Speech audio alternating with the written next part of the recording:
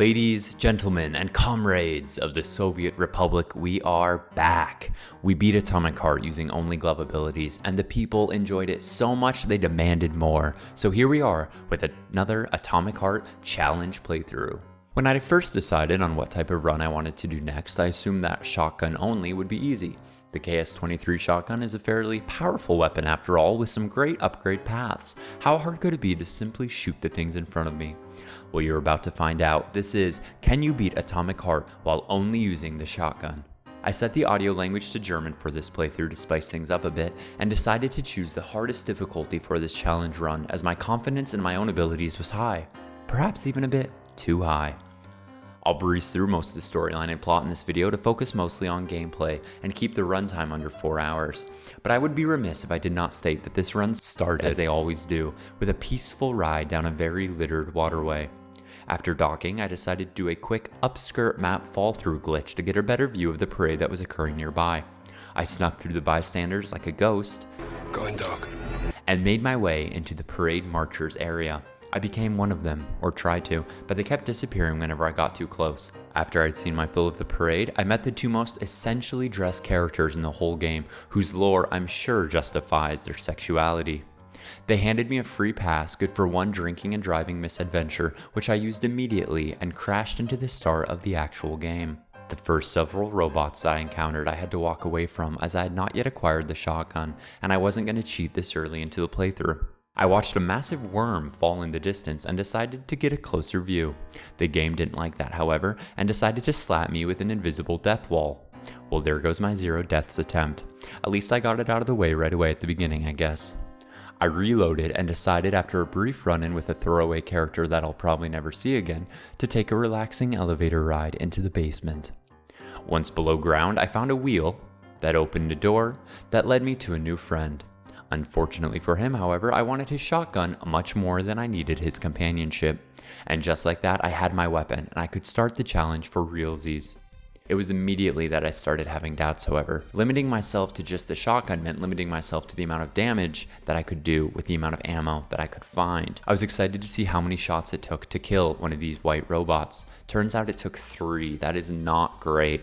At this rate, I would constantly be running out of ammunition. I would have to be tactical with which enemies I killed and which I simply stealthed by. Stealth has never been my favorite gameplay style, however, and I greatly prefer just shooting every robot I see.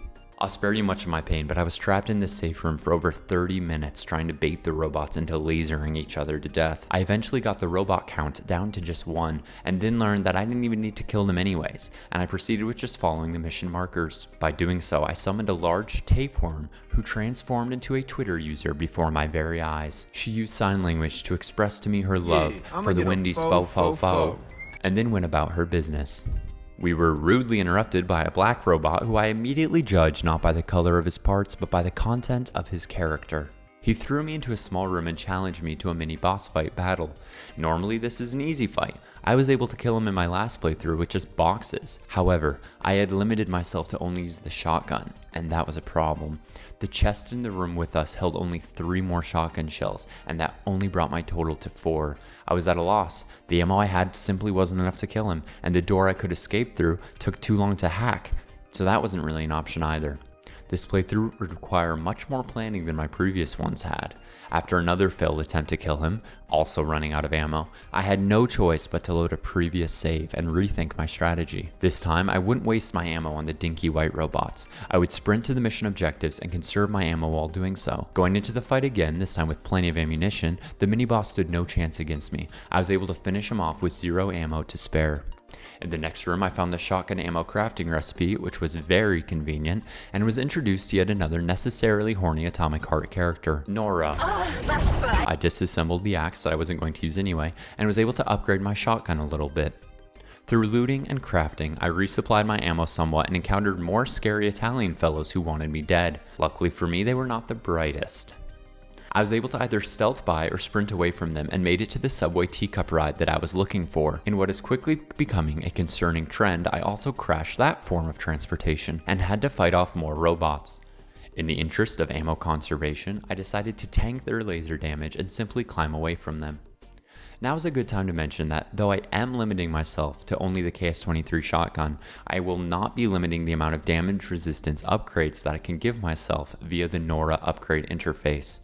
Increasing the amount of damage I can tank, for instance, won't make this challenging run less challenging, just slightly more bearable. I said hello to my best friend Petrov and was then tasked with finding him again after he ran away from my friendly greetings. It was then I met a robot that I would grow very close with over this playthrough. A robot so unassuming and so innocent that many would pass them by without a second thought. Let me introduce you to the giant fidget spinner. These big guys may not do a lot of damage to baddies, but they also don't use up any of my oh so precious ammo, and that makes them very valuable. By simply angering some of the bots and leading them over to the giant fidget spinner, I'm able to clear rooms of hostiles while also conserving ammunition. A win-win, if you will. This method continued to be extremely effective for me as I plowed onward towards Petrov. I found the fellow hunched over in a corner sulking, and decided that he wouldn't be much help to me and I should continue on my way. So I continued exploring the underground lab I found myself in and encountered some organic foes. They took 2 shots to kill, and frankly I wasn't having that, so I installed a fire cartridge on my weapon. Cartridges are alternate attachments that allow more precise damaging to enemies. Different enemies are weak to certain ammo types, and organics such as these zombies are weak to fire cartridges. I was able to kill a zombie with only 1 shot as long as I waited a few seconds for the fire cartridge to do its work. With my cartridge installed and a decent amount of ammo, I made short work of the zombinos that stood before me. A few rooms and a few robots later, and I was playing my favorite tube game. It was then time for killing, just a whole bunch of murder. I killed more zombies and then cleared a whole room full of robotic butlers. I must admit that the shotgun was very satisfying to kill with. From there, I stumbled into a small Easter egg that I like to refer to as the Room of the 3 Shafts. It's little things like this that let players know just how deeply game developers care about the game they're working on. The shaft room led me into a short cutscene in which I used my Metal Gear Solid-like CQC skills to disarm a Russian that had 0 combat training. To make up for hurting this young fellow's pride, I helped him rearrange his train cars for a bit before launching one into his pet tree and setting the room on fire. It was then time for more merciless killing, to include another mini-boss that wasn't too hard with the properly installed fire cartridge. From there, I was finally free to take an elevator back up to the mainland, where I found myself in a small shack. From this shack, I was able to wander into the open world portion of the Atomic Heart game. I didn't waste too much time killing the constantly respawning enemies, as most of the loot that they gave me wouldn't be worth the ammo that I would have to spend to get it, and instead I made a straight line towards the strange soap dispenser that I knew from past experiences would summon a robot orangutan to pummel me. I was saved by a steampunk granny who chastised me for my negligence and sent me on my way. From Babushka's house, I journeyed to a nearby train station where I was reunited with an old enemy. I have played through this game 3 times now, and still my biggest gripe with the game is that I can't put a shotgun slug through this robot's face. I've never met an individual so smug, so self-righteous, and so unbearable. Yet I needed his help, and I had to do what he asked of me. He demanded that I buy a ticket, or at least find one, and luckily for me, I knew where to find one. One looted dead corpse later, and I had the ticket that my mechanical menace of an acquaintance so desired. I presented him with it very respectfully and took my seat on his train. Completely unexpected, as I definitely don't have a history with crashing public transportation, but the train seemed to have gone off the rails and landed me in a nearby area of the world. This new area was filled with optional dungeon-like zones known within Atomic Heart as polygons. These polygons offer fun puzzles and challenges as well as rewards for players to include unlockable gear for your weapons. I was only interested in one particular polygon though, polygon number 1. If my research was correct, this polygon would grant me access to an extended magazine attachment for my shotgun that I'm sure could prove very useful to me later on. So I entered the polygon and was met with some not very difficult magnet puzzles that I was able to solve first try. And after what was a surprisingly short amount of both time and effort, I was rewarded with my prize, the KS-23 extended magazine. Oh baby! I could now hold 8 shells in my magazine at a time, doubling my firepower before needing to reload. I was feeling good. I was feeling powerful. So I made my way towards the control terminal for the Hawk, and once it landed, climbed aboard the pole. This would be a major make or break moment of the run, and I knew it. My first real boss fight. The battle began and I immediately lost some hope. My shotgun did little to no damage to Hedgie's hard outer shielding, but luckily for me, Hedgie had a temporary cooldown in which his internals were exposed momentarily. During these brief breaks, I could simply approach and shoot him with ease. This became the new strategy. I avoided his attacks like a skilled matador and dealt massive damage while Hedgie rested between his aggressions. With this strategy, I was able to take him out without too much difficulty and, as usual, I threw a small parade for myself to celebrate my great success. I used the power of the sun to open a door for me and was then reintroduced to my friendly neighborhood useless receptionist robot. I followed her down some steps and then awkwardly accepted her proposition of giving me her head. After the deed was done, we maintained eye contact for far too long before I turned abruptly and continued on with my mission. I entered a large open room that was crawling with robots of both black and white varieties, how very progressive, and to save ammunition, decided to kill them with the help of a very conveniently running little vacuum robot. I was then tasked with retrieving the missing body parts of a female robot named Claire. I think she may have been dating the annoying receptionist robot from earlier, which makes what we did in the stairwell even more awkward. Anyway, I found her missing limb sitting in the trunk of an old automobile. After installing it, I began my search for the next part. This search led me into a large room in which sat a giant snake thing. I retrieved the missing limb by playing a game of Snake. Fitting. A bit on the nose, but I'll accept it. I returned to my poor Claire's body and installed her missing arm. To retrieve her head, I first had to play a game of Ball Roll Into the Hole game. I don't know the name of this game. I think I did at one point, but I no longer do. And as I write the script, I can't find the name of it on Google either, so... Name or no name, I was able to beat the game with little difficulty, as I am the truest of gamers, and I was able to grab Claire's disembodied robo head from the ground on which it was laying. Returning the head to Claire's body was satisfying and terrifying, because I knew what lay ahead. Her final missing limb was with the Pliosh. I dreaded this creature. The wolf-like mind and bloody arms of the Pliosh have stolen so much time from me in the past, and still fill me with fear even today. The grotesque monster arose from its slumber and approached me, and thus began a test of patience. My fire cartridge did a modest amount of damage to the beast, and I took comfort in knowing that with enough well-timed dodges and expertly placed shots, I could end this fight safely. The fight was honestly pretty easy, much easier than my glove-only playthrough had been. I simply ran in circles and shot and waited for the fire effect to do its thing. I found Claire's missing arm somehow stuck up inside the Pliosh's body. I'm going to assume he ate it and hope that it was nothing else nefarious. The package having been acquired, I returned it to its rightful place on Claire's body. Her lesbian robo-lover came, gave her a high five, which somehow opened the door behind us, and in walked His Majesty Joseph Robinette Biden Jr. He presented me with a Nintendo eShop gift card, and in response I became so excited that I started hallucinating. The dream world that I created in my mind was beautiful, peaceful, erotic, tranquil, and perfect. But nothing lasts forever, and it was eventually time for me to return to the real world. When I came to, I found myself in a room of total losers. The head soy boy asked me if I knew why there were dead bodies all over the floor. Typical beta question to ask, in my opinion. When I told him that I had nothing to do with it, he had one of his essentially clad assistants drag the body away. Once the very necessary robosexual dance was complete, I hopped in a nearby elevator and elevated my way back up to the surface world. A bunch of boring stuff happened that I don't really feel like discussing, so I'm gonna just say that Petrov and future single mother here tied me up and then started arguing, and then they argued some more, and then they both left and got mad, and you're pretty much caught up from there. The next move was to hop in my slick red whip and play some absolute jams while I drove to my next destination. That destination being a giant arena in which the next boss fight would take place. This fine fellow goes by the name Belayash, and according to the Atomic Heart Wiki, the Belayash is a large-sized robot used for installation, plumbing, and welding work. Apparently also loves throwing rocks and setting fire to innocent little Russian boys such as myself. I was unsure as to which cartridge type would be the best to defeat him, so I went into the fight with multiple types to do some experimenting.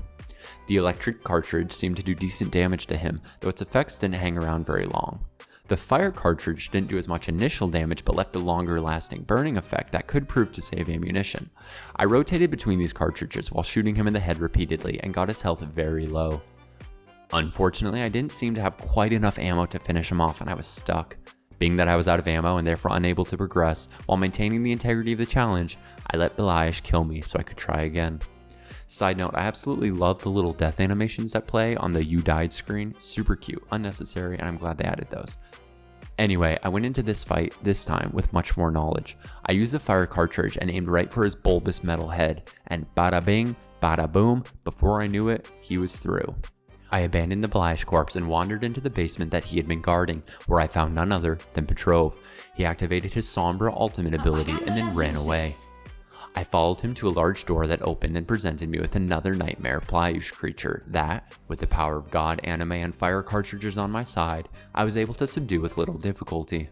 I was tasked with killing all nearby enemies before I could take an elevator ride to where I needed to go. Apparently, enemies can stay alive while locked inside of their spawning rooms, however, so I had to very awkwardly shoot this robot through the wall. Once accomplished, I took the elevator up to a control room where I was able to play a beautiful opera song that quickly turned into a holdout objective. That being done, I grabbed a magical gold sphere and made my way towards a suspicious door that led me backstage of the theater. I walked in just in time for Petrov to commit robo-assisted suicide, and then was rudely tossed into another boss fight. I knew she'd be a bullet sponge. Luckily for me, I had a secret weapon. It was time for condensed milk. Now, it may not sound too powerful, but this can of Dairy Delight increases the damage that our player character does to all enemies. Now, don't get me wrong, it took a lot of firepower to kill Natasha, because she is a hefty gal. But eventually, with several shotgun cartridges and maybe another can of condensed milk or two, I brought her to her knees. From there, I elevated back above ground, hopped back in the old whip, and drove my way towards the next mission. Before me laid a large bridge teeming with enemies of all types. Frankly, I wanted nothing to do with it, so I simply drove on through it and left the baddies to their own devices. This point will be important later, so remember it. On the other side of the bridge, I killed a few robots who were there staring rudely in my direction and made my way towards an abandoned medical building. I found in the basement of said building an elevator that took me down into the Chinese Wuhan testing labs. I took it upon myself to purge the world of the vile atrocities that were being committed in this hellhole, and I shot everything I could find. When I encountered some higher difficulty bosses, I decided that it was best to conserve my ammo, and I let the automated cleaning bots give my enemies concussions instead. From there, I found an elevator that led me back to the surface, which was very convenient. I went for a relaxing hike down a nature trail and stumbled across my next boss fight, the Dewdrop. The Dewdrop is a biopolymer muscle mass contained within a special synthetic bulb shell. In short, it's a scary guy. This guy was a problem, a major problem. The Dewdrop had resistance to basically every form of damage that I could do to it. I settled on a method of freezing the Dewdrop, then switching to fire cartridges and aiming for its center eye. This seemed to work fairly well, but I just simply did not have enough ammunition for this fight. Therefore, I let the beast kill me and knew what I had to do. I would have to go back to the bridge from before and kill those enemies in hopes of getting more loot to craft into more shotgun ammo.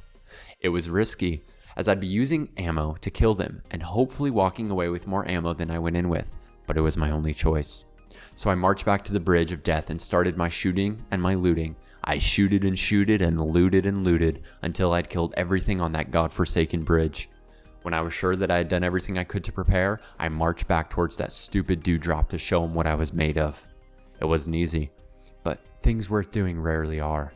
I chugged enough condensed milk to support an entire dairy farm and I started blasting.